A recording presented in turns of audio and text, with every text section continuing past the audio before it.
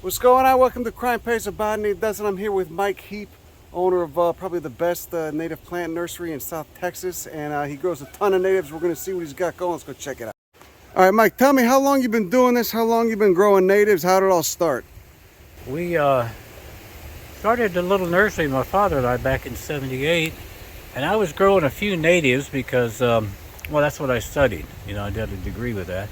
And then I had a few around. Then the 1983 freeze, that historic freeze, after that everybody started wanting native plants, so we started growing them, and then as we'd sell some, we'd grow some more. So we never had any business plan. It just kind of the way it worked. People buy them and we grow them, and then we'll grow some more and people show up and buy them. It's just what made sense. So the 83 freeze knocked a bunch of stuff back. That's when you started growing a lot of natives. Yeah, it wiped out almost all the palms in the whole valley except for the sayballs, which were about the only ones that really came through unscathed. So yeah, a lot of people got interested because they lost everything. You're from South Texas, right? Yeah, You were in the Marine Corps for a while? Yeah. And then you got into what, forestry or agriculture? Or what? Horticulture and botany. Say, what were you in the Marines? What were you in the Marines? Unhappy. So Mike grows a whole bunch of rare stuff that you can't find anywhere else. Not only stuff you can't find in the Rio Grande Valley, but stuff you can't find anywhere else in the world in horticulture. And who's this? Conoclinium? Yeah. The mist flower. Right. And you got these ash trees which grow fast as hell. You got tepuajes, Leucaena pulverulenta, which not many people sell. And there's been a pushback against these milkweeds in horticulture, but down here they're actually native. The Asclepias curicivica, right? Yeah, well, a little further south, they're almost. These have been doing real well for us. What are those? Thryallis or Gomphrenia or Angustifolia. What is that, Malpighiaceae? Yeah, Used to be Thryallis Angustifolia. I think it's or Galphinium something. Oh, Galphimia. There you go. Yeah, there you go. Seedlings. Oh, this is all Taxodium mucronatum. These things are relatives of redwoods. They can live a few thousand years. Look at these damn Conocliniums, mist flowers. Those things are beasts too. Butterfly crack right there. Look at that, Asteraceae, relatives of stevia. Oh, he got Eisenhardia too. This is also like butterfly crack, and it smells really good. Oh yeah, look, there you go. Oh wait, no, this is that Aloysia, huh? Oh no, you got Eisenhardia flower in too. They're both together. The flowers look almost. And who's that guy? Who's that Aloysia? Gratissima. Gratissima. And then there's the Eisenhardia right there. There's Eisenhardia flowers. Amorpha tribe. So related to lead plant. Tepuaje. I just brought him some seed of these. Such a great plant. Instant cover. Grows upwards of, what would you say, 6-7 feet in a year? Yeah. Easily. Form relatively large trees too. 2-foot diameter breast height. It's a legume. So nitrogen fixing. They just grow incredibly fast. Little white powder puff flowers. Ipomea prescapri. These grow on the Gulf Coast, but they'll grow further inland too. Oh yeah. Look at that. They grow fast as hell too. Ipomea prescapri. Look at these. Malvaviscus arboreus. More hummingbird plants. They fucking love these. They just get upwards of like 4 or 5 feet tall. Really cool plant too. Grows all the way down on into Mexico. Frequently find it growing with the Taxodium mucronatum, that redwood relative. Oh, look at all that damn goldenrod over there. Yeah, so these are beasts, right? This is Solidago sempervirens. They grow fast as hell and they form little colonies, huh? This always impresses me. Texas sage, they call it. No relation to sage. Well, I guess they're in the same order. It's a pretty high level of taxonomy. But Leucophyllum frutescens, and they could just take such a beating by the sun. Oh my God, they grow fast as hell too. That's another instant privacy screen. See that? But they got that woolly leaves, all those tiny hairs on them leaves, right, to protect them against the sun. And they'll turn bluer, like a chalkier green, if you got them in full sun. Look at this. We got the ebonies right here. See, Ebenopsis abano, another important legume. Beautiful heartwood too. If you see a tree that blew down in a storm, the inside is like a dark, beautiful brown. I think that's why they call them ebony. They got like medium growth rate. What would you say? Like medium growth rate? Yeah, a few. Once you get started, a couple of feet a year. But they're not massively important like trees though. But then they're faster than some of the others though. They got this cool zigzag branching on them too. White powder puff flowers when they go up. They're a mimosoid pea, so they got that nitrogen fixing bacteria in their roots and just really sturdy too. I mean, you plant these, you're gonna have birds and insects hanging out. Okay, so this is Verbenaceae. This is a really important plant ecologically. This is Citharexilum, right? Citharexilum, yeah, Berlanderi, the Palmaleaf and fiddlewood, or they'll call it Berlandier's fiddlewood. He certainly gets the credit. So you got those opposite leaves. So there we go. Order Lamiales, Verbena family Verbenaceae. And are the berries edible by people too, or? Yeah, I've been growing these for over 40 years, and up until recently, I never tried one. There was a bee guy in Brownsville said, "Hey, you got to try that." And so one of these purple ones, I gave it a try after like 40 years, and How was it? Was it actually good? tastes like molasses. Oh, so it's not that bad. Not that great, but not that bad. Yeah. I mean, I'm not gonna spend all my day picking berries, but yeah, they're not bad.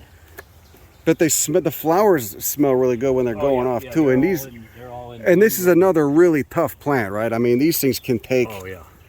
They'll thrive if they get really wet, but they'll also take drought conditions Yeah, once they're these are good established. for wind breaks or screens, because you put them about 6 feet apart, and when it's blazing hot, you just turn the water on them, and they love the heat if they've got water. And then you got tree or shrubs this tall and this broad. It's another fast-growing Yeah. screen. These grow fast as hell too, along with the leucophalmi. I got to pick up some of these Both tubes. of those are really good for that. Yeah, I've had people who they hate their neighbor, so they come and buy a bunch of these from us and block them off. I wish, yeah, because I wish people planted this stuff instead of Well, oleander. see, oleanders, they used to be everywhere, like the median of the expressway, all the way from Brownsville to Mission, used to have a line of oleanders. Now they're all gone, and I'm told it was this fungus disease called charcoal rot. Oh, thank God. That took them all out. So, But you had somebody trying to buy oleander, and then you convinced them out of it, or well, I what? told them, you may get lucky and they don't get hit by it, but then you may lose them too. And I said, if you're into birds, she liked birds. I said, why don't you get these? Because when they put the berries on, well, you're going to have the birds come. Yeah, you around. really get these. Really bring in the And birds, she's man. on the island, so during the fallouts and all, it's a perfect spot for the birds is to get on her fiddlewoods. Oh yeah, so this is blackbrush. Looks a lot like let me the get an ebony, but this ebony. is the really star plant.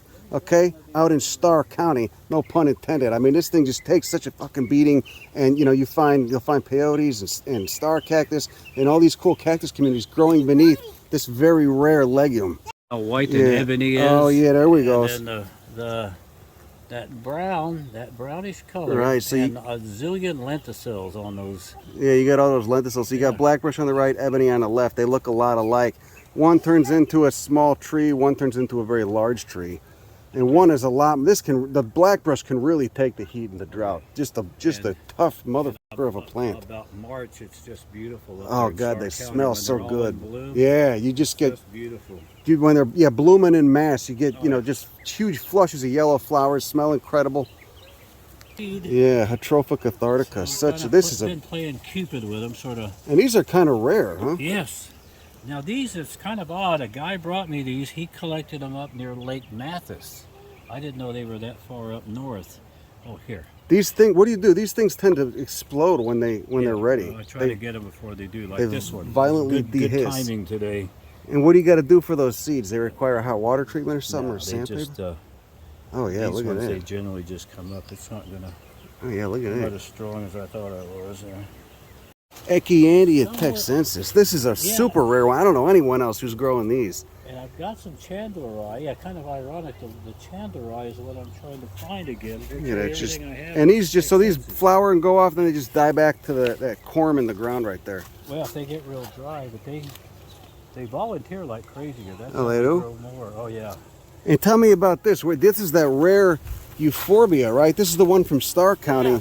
The flowers are different on this one than they are from the West Texas Yeah, population. That's what I This is understand. probably a different species. Anti-syphilitica is what this is supposed to be. Right, and the area where these used to grow in Starr County got demolished just recently for a solar farm. Terrific. Yeah, Yeah. right. They should be putting those solar panels on top of parking lots, not on Right. virgin thorn scrub.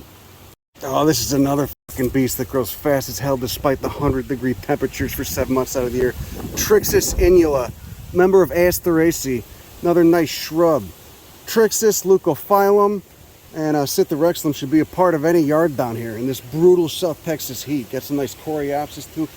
Frog fruit's another good one. Phyllonatiflora. Verbenaceae forms a nice ground cover. You don't have to mow it, but you can mow it. It spreads like hell too. It forms this nice, but instead of stupid grass, it's actually benefiting butterflies. Forms a thick mat. You could take cuttings of it and root them somewhere else in your yard. And again, if it gets too out of control, you can just mow it down. It'll survive, come back. So you do a lot of fish and wildlife contracts, huh? We do quite a few, yeah, for people that want to do land revegetation.